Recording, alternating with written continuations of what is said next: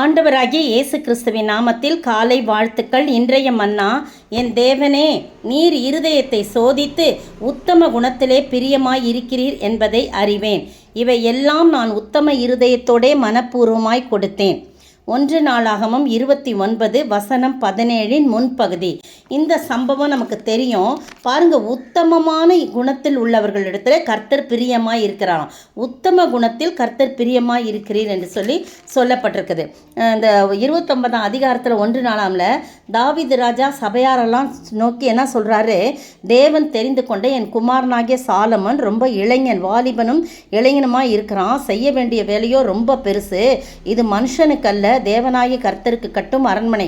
நான் என்னால் இயன்ற மட்டும் நிறைய ஆலயத்துக்கென்று சபதரித்து வச்சுருக்கேன். பொன்னு, வெள்ளி, வேலைக்கான வெண்கலங்கள், இரும்பு, பதிக்கப்படத்தக்கதான காந்தியுள்ள கற்கள், மரங்கள், பலவர்ண கற்கள், வெளியேறப்பெற்ற சகலவித ரத்தனங்கள், வெண் கற்பாலங்கள், கோமதேகம் முதல்ல கற்களையும் நான் ஏராளமாக சவதரிச்சிருக்கேன்.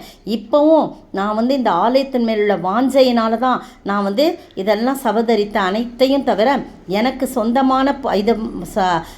சொந்தமான பொன்னையும் வெள்ளியும் கூட என் தேவனுடைய ஆலயத்துக்காக நான் கொடுக்குறேன். நீங்கள் என்ன செய்யுங்க?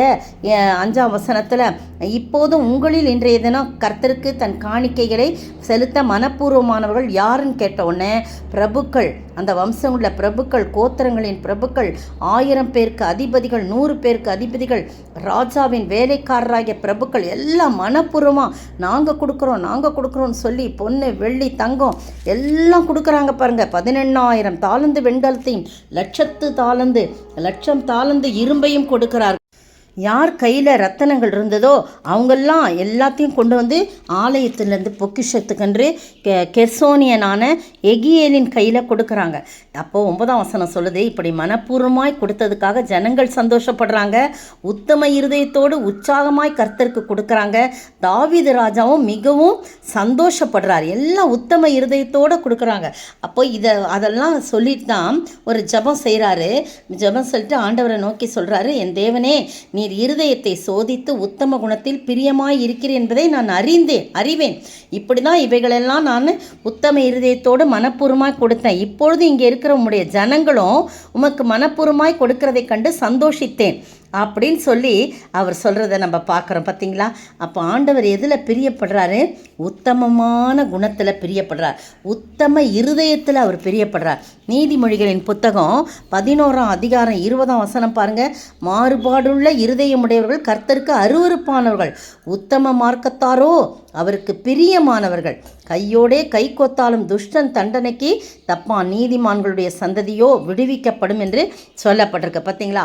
அப்போ உத்தமமாக நம்ம உத்தம மார்க்கத்தாராக இருக்கும்போது அவர் என்ன செய்கிறாரு? அதில் பிரியம் கொள்கிறவராக இருக்கிறார். நீங்களும் நானும் நம்ம எதை செஞ்சாலும் கர்த்தருக்குன்னு செய்யும்போது உள்ளத்தின் ஆழத்திலிருந்து உத்தம இருதயத்தோடு மனப்பூர்வமாய் சந்தோஷமாய் கொடுக்கணும். எந்த முறுமுறுக்கூட, ஐயோ இவ்வளோ செய்யணுமா, இதை செய்யணுமா அப்படிலாம் முறுமுறுக்கூட. இருதயத்தை ஆராய்ந்து அறிகிறவர். அதை தான் சொல்கிறார், நீர் இருதயத்தை சோதித்து பார்க்கிற தேவன். உத்தம குணத்தை நீ பார்க்குறீங்க, அதில் நீங்கள் பிரியமாக இருக்கேன்னு அறிவேன். நான் மட்டும் உத்தம இருதயத்தோடு கொடுக்கல, இந்த ஜனங்களும் உத்தம இருதயத்தோடு கொடுத்துருக்காங்கப்பா, மனப்பூர்வமாக கொடுத்துருக்காங்க பாருங்கள், அதனால் நான் சந்தோஷப்படுறேன்னு சொல்லலாம். நீங்களும் நானும் அப்படி உத்தம இருதயத்தோடு மனப்பூர்வமாய் நாம் ஆண்டவருக்கென்று துதி பலிகளை ஏறெடுத்தாலும் அல்லது காணிக்கைகளை கொடுத்தாலும் அவருக்கு என்ன செய்தாலும் நாம் உத்தம இருதயத்தோடு கொடுக்கும்போது கர்த்தர் அதில் பிரியமாக இருக்கிறார். அதனால தான் காயின், ஆபேல் காணிக்கை செலுத்தும் போது அந்த உத்தம இருதயத்தை அவர் பார்க்கிறார். ஆபேலுடைய காணிக்கையை அவர் எடுத்துக்கொள்கிறார். ஆனால் காயினுடைய காணிக்கையை அவர் அங்கீகரிக்கவில்லை என்று சொல்லி போடப்பட்டிருக்குது. எபிரேயரில் பார்த்தீங்கன்னா 11ஆம் அதிகாரத்தில், விசுவாசத்தினாலே ஆபேல் காயினுடைய பலியிலும் மேன்மையான பலியை தேவனுக்கு செலுத்தினான். அதனால் என்ன பண்ணார்? ஆண்டவர் அவன் நீதிமான் என்று சாட்சி பெற்றான். அவனுடைய காணிக்கைகளை குறித்து தேவனே சாட்சி கொடுத்தார். அவன் மரித்தும் இன்னும் பேசுகிறான். அதனால் உத்தம இருதயத்தோடு மனப்பூர்வமாய் அவன் விசுவாசத்தோடு தேவனுக்கு செய்ய வேண்டிய காரியத்தை அவர் மேன்மையான பலியை அவருக்கு செலுத்தினான். எனவே நம்ம நம்ம எது செஞ்சாலும் அவருக்கு பிரியமா இது, அவர் இதில் பிரியப்படுவாரா அப்படின்னு யோசித்து நம்ம லஞ்சம் வாங்கின காசை கொண்டு போய் என்ன பண்ணக்கூடாது, லஞ்சமே வாங்கக்கூடாது. அந்த காசை கொண்டு போய் கோயிலுக்கு நிறைய பணம் கொடுத்தாலும் அதை ஆண்டவர் அருவருக்கிறவராக இருக்கிறார். தவறான வழியிலே வந்த எந்த பணத்தையும் கர்த்தருக்கென்று நாம் கொடுத்தோம் என்றால் நம்முடைய சந்ததி ஆசீர்வதிக்கப்படாது. அதை கர்த்தர் அருவருக்கிறார், அதில் பிரியம் கொள்ள மாட்டார். நம்ம ரொம்ப ஜாக்கிரதையோடு நாம் நடந்து கொள்ளணும். அப்படிப்பட்ட ஆண்டவருடைய பிரியத்தை நாம் சம்பாதித்து கொள்ள ஆண்டவர் தாமே கிருபை செய்வாராக. ஆமேன். உத்தமனின் குணத்திலே கர்த்தரின் பிரியம் இருக்குமே, கிருபை நன்மைகள் தொடருமே, கேட்பது கிடைக்குமே. கிருபை நன்மைகள் தொடருமே, கேட்பது கிடைக்குமே. ஸ்தோத்திரிக்கிற ஆண்டவரே, துதிக்கிற ராஜா, உத்தம குணத்தில் நீர் பிரியம் வைக்கிறீர். உத்தம இருதயத்தோடு மனப்பூர்வமாய் கொடுக்கும் பொழுது, மனப்பூர்வமாய் உமக்கு செய்யும்போது, மனப்பூர்வமாய் உம்மை தொழுது கொள்ளும் போது நீர் பிரியம் வைக்கிறவராய் இருக்கிறீர். அப்படிப்பட்ட பிரியம், உம்மை பிரியப்படுத்துகிற குணம் எங்களிலே காணப்பட நீர் உதவி செய்ய வேண்டும் என்று கர்த்தரும் மீட்பெரும் ராஜாவுமாகிய இயேசு கிறிஸ்துவின் விலையேற பெற்ற நாமத்தில் ஜெபிக்கிறேன் பிதாவே. ஆமேன்.